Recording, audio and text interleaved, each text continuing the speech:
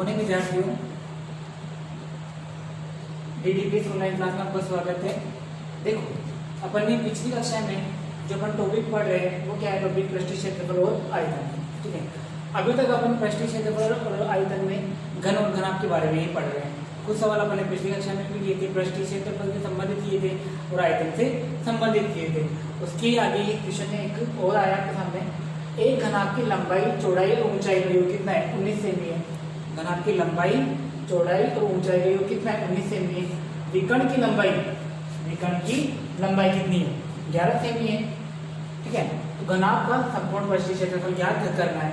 यानी आपको दे रखा है लंबाई और ऊंचाई और चौड़ाई का योग दे रखा है, और ये क्या दे रखा है? विकर्ण दे रखा है, और पूछ क्या रहा है आपसे? घनाभ का संपूर्ण पृष्ठीय क्षेत्रफल। तो ठीक है, अपन को क्वेश्चन स्टार्ट करना है जो अपन को क्वेश्चन में दे रखा है, अच्छी तरह से पढ़ना है और उसी से अपन क्वेश्चन को शुरू करेंगे सॉल्व करना। देखो, दे रखा है घनाभ की लंबाई, चौड़ाई और ऊंचाई का योग। ठीक है, तो अपन लिख देंगे लंबाई, चौड़ाई और ऊंचाई का योग कितना है? 19। लंबाई, चौड़ाई और ऊंचाई योग कितना है? 19। ये दे रखा है, इसे अपन लिख लें। इसका नाम दीजिए समीकरण नंबर 1। लंबाई, चौड़ाई और ऊंचाई का योग कितना? 19 को नाम दीजिए समीकरण नंबर 1। उसके आगे दे रखा है विकर्ण की लंबाई कितनी? 11 सेमी।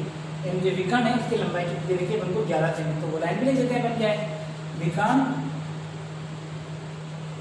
की लंबाई, किसकी लंबाई?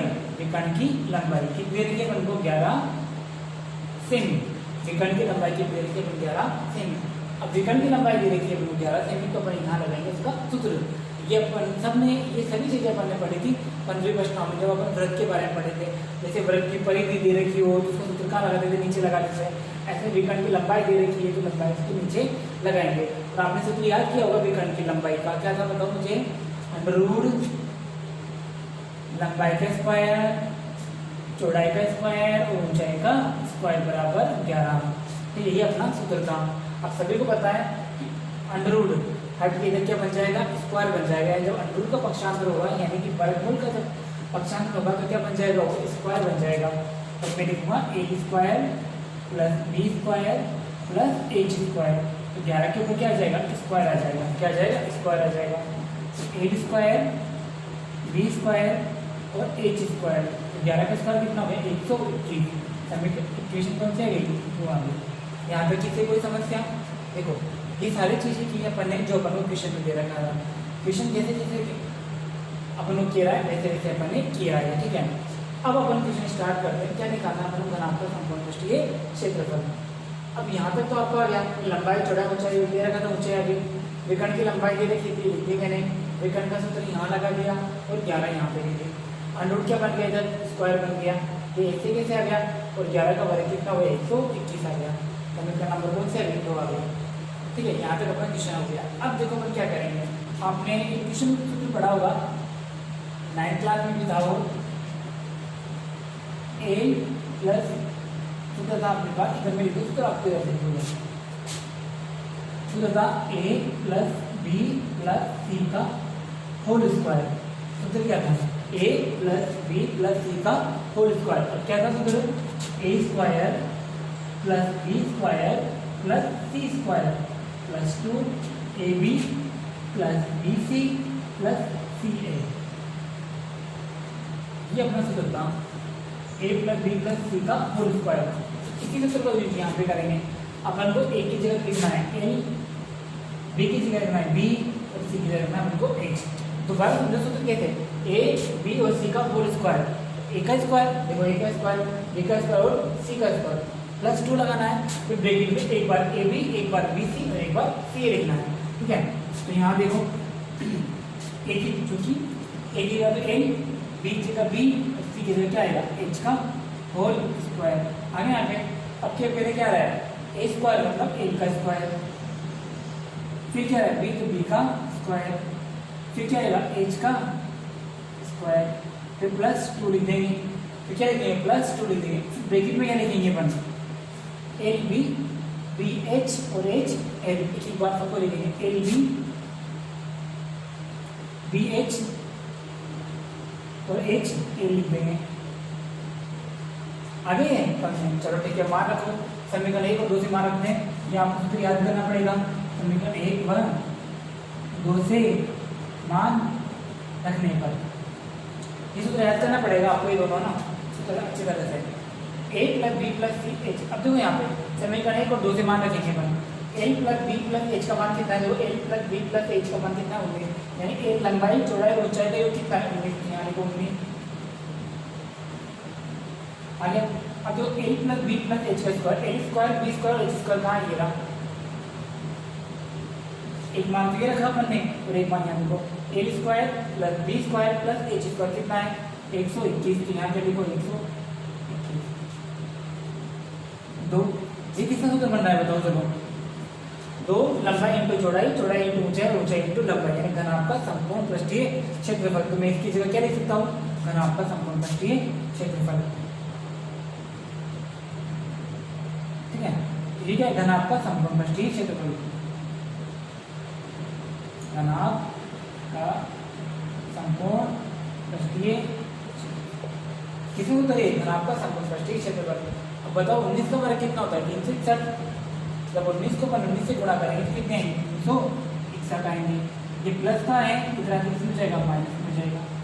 इधर क्या बच रहा है, घनाभ का संपूर्ण पृष्ठीय क्षेत्रफल।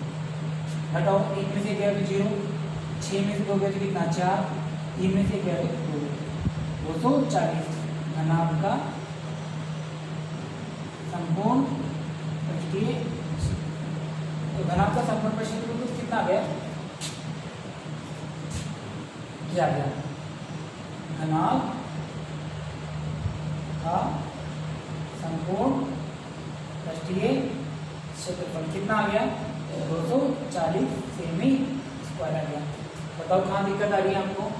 हाँ, एक बार दोबारा देखो, घनाभ की लंबाई चौड़ाई ऊंचाई का योग दे रखा है और एक विकर्ण की लंबाई दे रखी है। पूछ क्या रहा है आपसे, घनाभ का संपूर्ण पृष्ठीय क्षेत्रफल।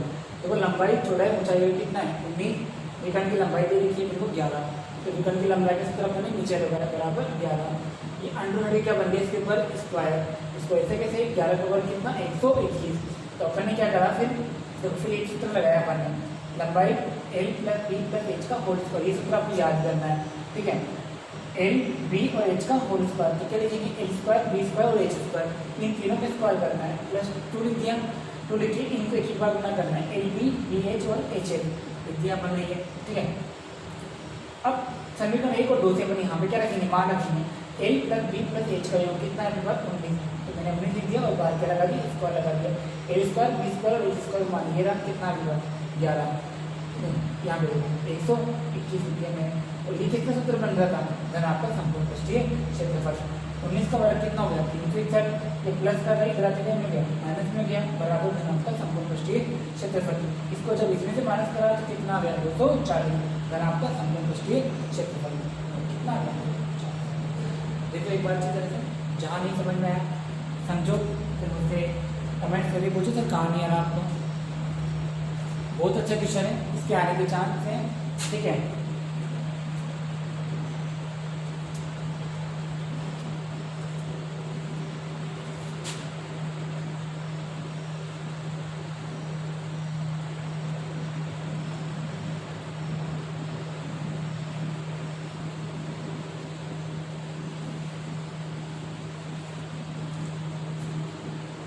देखो इधर क्यों, ये नेक्स्ट क्वेश्चन, ठीक है। एक क्वेश्चन मैंने पिछले अभी इसके पहले बताया, अब ये वाला क्वेश्चन देखो, ठीक है। क्वेश्चन क्या है, अच्छे से पढ़ना है, क्वेश्चन समझ में नहीं आया तो सोल्व भी नहीं कर सकते, ठीक है। 6 मीटर भुजा वाले वर्गाकार फर्श के कमरे में, एक 6 मीटर भुजा वाला एक वर्गाकार फर्श वाला एक कमरा है, जिसमें हवा का आयतन कितना है 180, यानी एक कमरा है जिसका फर्श कितना है वर्गाकार है, उसमें हवा कितनी भरी है 180 घन मीटर भरी है। तो कमरे क्या निकालनी है आपको, ऊंचाई, यानी कि ऐसा कमरा है जिसका फर्श तो कैसा है वर्गाकार है, क्या है वर्गाकार, तो उस कमरे में हवा कितनी है 180 घन मीटर, उसकी क्या निकालनी है आपको, ऊंचाई निकालनी है, हाइट निकालनी है, ठीक है। देखो इधर तो 6 मीटर भुजा वाले वर्गाकार फर्श के कमरे में हवा, तो फर्श की भुजा कितनी है, कमरे के फर्श की भुजा कितनी है मेरे पास फर्श की भुजा 6 सेमी, दे रखा है हमको फर्श की भुजा। और कमरे में हवा का आयतन कितना है 180, यानी कमरे का आयतन, कमरे का आयतन कितना है 180 घन मीटर, 180 घन मीटर। हवा का आयतन कितना है 180 घन मीटर। अब मैं को एक बात बताऊँ, आप जब भी अपन को ऐसे कुछ दे रखा होता है तो उसको सूत्र कहाँ लगाते हैं, फॉर्मूला का उसके नीचे लगाते हैं। तो कमरे में हवा का आयतन, अब आयतन का सूत्र क्या होता है, लंबाई इंटू चौड़ाई इंटू लंबाई इंटू चौड़ाई इंटू ऊंचाई बराबर 180। देखो अपने पास जो क्या पूछ रहा है, कमरे की ऊंचाई पूछ रहा है, यानी कि लंबाई और चौड़ाई की होगी समान होगी। देखिए एक बात याद रखो, ये आपसे पूछ रहा क्या है, कमरे की ऊंचाई पूछ रहा है और लंबाई चौड़ाई भी नहीं दे रखी है आपको। तो देखो जो फर्श है ना, ये अपने पास मान लो कमरा है, ये घनाकार कमरा है, इसका जो ये क्या है इसकी लंबाई, ये क्या है इसकी चौड़ाई और ये क्या है इसकी ऊंचाई। तो ये कहना चाह रहा है कि एक वर्गाकार फर्श है, ये फर्श हो गया, ये इसका फर्श है कमरे का, ठीक है। तो इसकी जो भुजा है वो कितनी है 6 सेमी है, कितनी है 6। तो इस फर्श की जब मानों में यहाँ पे 6 लिख दो तो ये भी कितनी होगी 6 होगी, ये भी कितनी 6 होगी और ये भी कितनी होगी 6 होगी। लेकिन इसकी ऊंचाई मेरे पास नहीं है, ऊंचाई में हम अलग कर दी। तो इस कमरे की जो लंबाई है वो भी 6 है और चौड़ाई वो भी क्या है 6, बस ऊंचाई क्या है इसकी डिफरेंट है। तो लंबाई कितनी है 6 ही मानी जाएगी, क्योंकि फर्श कहता है वर्गाकार है और वर्ग में क्या होता है भुजा इंटू भुजा होती है। तो लंबाई भी भुजा है और चौड़ाई भी क्या है भुजा है। लंबाई कितनी है 6, चौड़ाई कितनी है 6, ऊंचाई को ज्ञात करना है, ठीक है। 6 और 6 कहाँ जाएंगे इसके नीचे बटा में 6 इंटू 6 का भाग दिया 18 में 6 दिया 18, कितने आ गए 30, 6 का भाग दिया 30 में कितने आ गए 5, कितना आ गया 5 मीटर। तो कमरे की ऊंचाई कितनी आ गई 5 मीटर। तो कमरे की ऊंचाई कितनी आ गई 5 मीटर। दोबारा देखो, कमरा कैसा है, ऐसा कमरा है जिसका फर्श कैसा है वर्गाकार है, ठीक है, फर्श कैसा है वर्गाकार है और ऊंचाई डिफरेंट। जब फर्श वर्गाकार है तो उसकी लंबाई भी और चौड़ाई भी कैसे होगी सेम होगी, कैसे होगी सेम होगी और ऊंचाई क्या डिफरेंट होगी। तो कमरे की फर्श की भुजा कितनी है 6, तो कमरे का आयतन कितना दे रखा है 180 घन मीटर। तो कमरे का आयतन लंबाई इंटू चौड़ाई इंटू ऊंचाई बराबर 180। तो फर्श कैसा है वर्गाकार, तो भुजा की लंबाई भी कितनी होगी 6 और चौड़ाई भी कितनी होगी 6 होगी, ऊंचाई कितनी h बराबर 180। दोनों 6 कहाँ जाएंगे इसके नीचे, 6 से काट दे 180 को, कितने आ गए 5 आ गए। तो कमरे की ऊंचाई कितनी है 5 मीटर। देखो एक बार बहुत अच्छा क्वेश्चन है, समझ में आ जाएगा आपको।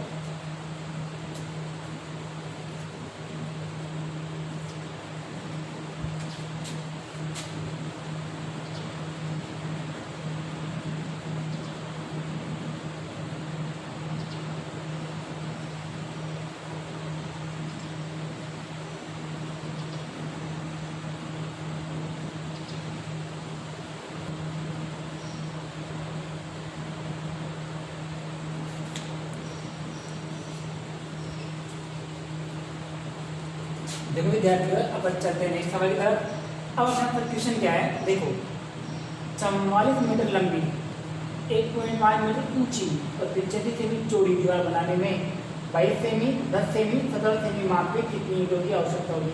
मतलब एक दीवार है जो 44 मीटर तो लंबी है, 1.5 मीटर चौड़ी है, ऊंची है और 85 सेमी क्या है चौड़ी दीवार बनाने में 22 सेमी 10 सेमी और 17 सेमी माप में कितनी ईंटों की क्या होगी आवश्यकता होगी, यानी कि दीवार बनाने में कितनी ईंटें लगेगी। जो कैसे करेंगे, पहले तो इनकी माप लिख लेते हैं, ठीक है। जो यहाँ से दीवार की लंबाई कितनी है, दीवार की लंबाई कितनी है 44 मीटर, चौड़ाई कितनी है ऊंचाई पहले क्या है जो चौड़ाई है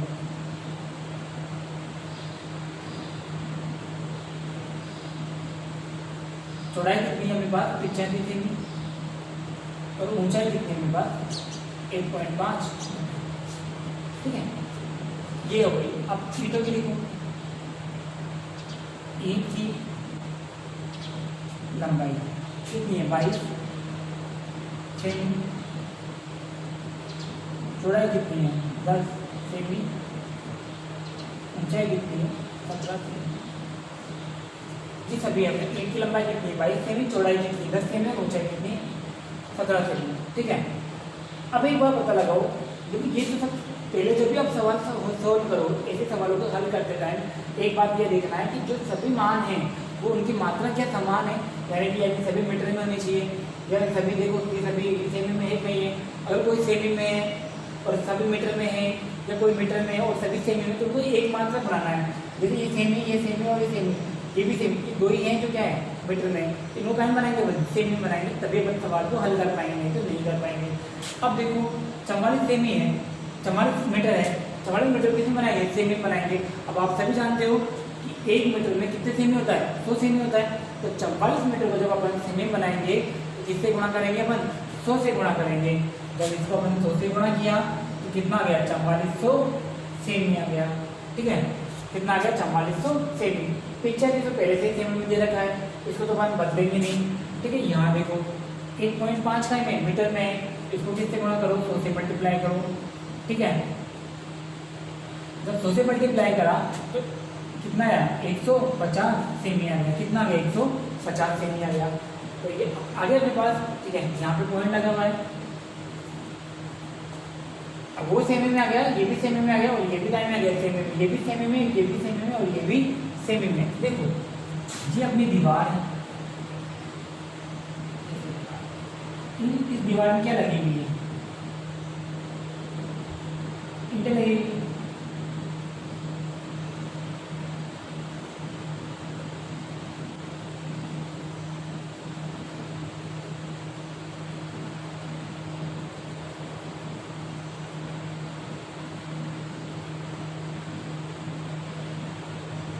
इस दीवार में क्या लगी है अपनी ईंटें लगी हुई है। ठीक है, अब बड़ी आकृति कौन सी है, देखो दीवार भी घनाभ के आकार की, ईंट भी घनाभ के आकार की। ईंटें कहाँ लग रही दीवार के अंदर लग रही, कहाँ लग रही अंदर लग रही। यानी कि जब कोई चीज से एक चीज में दूसरी वस्तु, एक वस्तु में दूसरी वस्तु समा जाती है तो अपन इसे भाग देते हैं, कहते हैं भाग। तो बड़ी वस्तु में किसका भाग देना है छोटी वस्तु का। बड़ी वस्तु कौन है दीवार और छोटी वस्तु कौन है ईंट। तो ईंटों की संख्या आपके पास आ जाएगी। तो बंदे भाग क्या निकालेंगे ईंटों की संख्या। यहाँ देखो ईंटों की संख्या, बड़ी कौन है दीवार, तो दीवार का आयतन, दीवार का आयतन। छोटी वस्तु कौन सी है ईंट, ईंट का आयतन।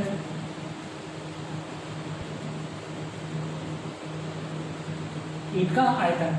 अब दीवार का आयतन क्या है लंबाई तो चौड़ाई तो ऊंचाई। देख लो दीवार की लंबाई कितनी है ये 4400, दीवार की चौड़ाई कितनी है 85 और दीवार की ऊंचाई कितनी है 150। लंबाई चौड़ाई और ऊंचाई। ऐसे ईंट की लंबाई कितनी है 22, चौड़ाई कितनी है 10, ऊंचाई कितनी है 17। काटे इसको दो आराम से काट सकते हैं, ये 0 से ये 0 कैंसिल हो गया। ठीक है, 22 से कम 22, 22 दूनी 44, तो कितने आए 200 कट गए, ये भी कट गया। चलो 17 एक कम 17, 17 पंजी 85 कट गए। यानी कि अब ऊपर नीचे वाले सभी कट गए, तो ऊपर क्या बच गया अपने पास 200। इधर कितने बच गए 5, 200, इधर क्या बच गए 5, इधर कितने बच गए 15 बच गए। इनटू मल्टीप्लाई करके गुणा कर दो, देखो 5 दूनी 10। ठीक है, 10 किससे गुणा होंगे 15 से, तो क्या हो गया 15,000। कितने आ जाएंगे 15,000, ऐसे गुणा कर दो 0 0, 5 दूनी 10 इंटू 15, 0 0 0, 15 एकम 15, कितनी एंट्री आ गई 15,000 रुपये आ गई। यानी कि हम कहने का मतलब ये है जब भी कोई तुमसे संख्या पूछे तो बड़ी आकृति के अंदर जब एक वस्तु दूसरी वस्तु में समा रही हो, तो बड़ी या एक वस्तु दूसरी वस्तु से बन रही हो, तो बड़ी वस्तु के आयतन में छोटी वस्तु के आयतन का भाग लगा दो, तो छोटी वस्तु की संख्या आ जाएगी आपके सामने। दीवार की लंबाई दे रखी थी, चौड़ाई दे रखी थी और ऊंचाई दे रखी थी। फिर चेंज करना है कि मात्रा सेम नहीं किया नहीं है, मीटर में है और ये सेम है, सबको सेम में बनाओ। और सेम में बनाने किससे गुणा किया 100 से गुणा कर दिया। यहाँ भी किससे गुणा करा 100 से गुणा करा। ईंट की लंबाई कितनी आ गई 22, चौड़ाई कितनी आ गई 10, ऊंचाई कितनी आ गई 17 आ गई। ईंट की संख्या, ईंटों की संख्या, दीवार का आयतन बटा ईंट का आयतन, दीवार की लंबाई, चौड़ाई और ऊंचाई आ गई। लंबाई कितनी, दीवार की 4400, चौड़ाई कितनी 85, ऊंचाई कितनी 150, ईंट की लंबाई कितनी 22, चौड़ाई कितनी 10, ऊंचाई कितनी 17। तो 22 दूनी 44, 2 जीरो की 2 जीरो, एक जीरो से एक जीरो कट गई, 17 पंचे 85, इन तीनों को अपन ने क्या कर दिया, मल्टीप्लाई कर दिया, कितनी आ गई 15,000 ईंटें आ गई। यानी दीवार बनाने के लिए कितनी ईंटों की आवश्यकता होगी, 15,000 ईंटों की आवश्यकता होगी। चलो आप भी कोई सवाल क्या नहीं आ रहा है, चलो समझो इसको।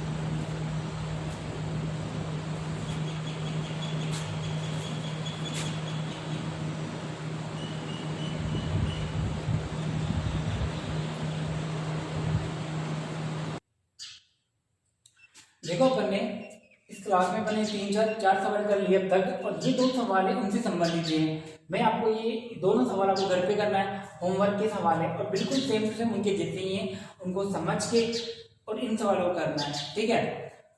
देखो क्वेश्चन क्या है, मैं पढ़ के समझा रहा हूँ आपको एक बार। 10 मीटर लंबी, 8 मीटर चौड़ी और 6 मीटर ऊंचे कमरे में, एक कमरा है तो 10 मीटर तो क्या है लंबा है, ठीक है, 8 मीटर क्या है चौड़ा है और 6 मीटर क्या है ऊंचा है। कमरे में अधिक से अधिक कितनी लंबाई की छड़ रखी जा सकती है, मतलब एक कोने से दूसरे कोने में अपन को रखेंगे।